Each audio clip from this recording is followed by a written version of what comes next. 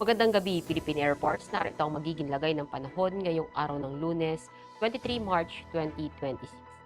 Sa kasalukuyan, wala naman tayong binabantayang bagyo o low pressure sa loob o labas ng ating Philippine Area of Responsibility at easterlies o yung mainit na hangin nagmumula sa dagat Pasipiko ang nakakaapekto sa ating bansa. Dahil nga sa easterlies, asahan natin dito sa northern at eastern Samar ang maulap na kalangitan na may mga kalat-kalat na pag-ulan, pagkulog at pagkidlat. At sa Metro Manila at ibang maraming bahagi naman ng bansa, asahan naman natin ang bahagyang maulap hanggang maulap na kalangitan na may mga pulupulong pag-ulan, pagkulog at pagkidlat.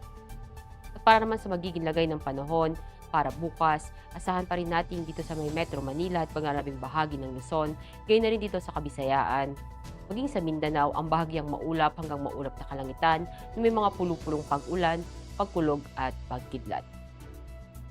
At para naman sa magiging lagay ng panahon sa mga susunod na araw sa Metro Manila, asahan natin sa Miyerkules hanggang Biyernes ang bahagyang maulap hanggang maulap na kalangitan na may mga pulupulong pag-ulan, pagkulog at pagkidlat. Maging dito sa may Cavite, sa Lipa, sa may Angeles, sa Puerto Princesa, sa Kalayaan Island, sa Mactan, sa Zamboanga at Davao. Ang araw ay lumubog ng 18:07 at sisikat bukas ng 05:58.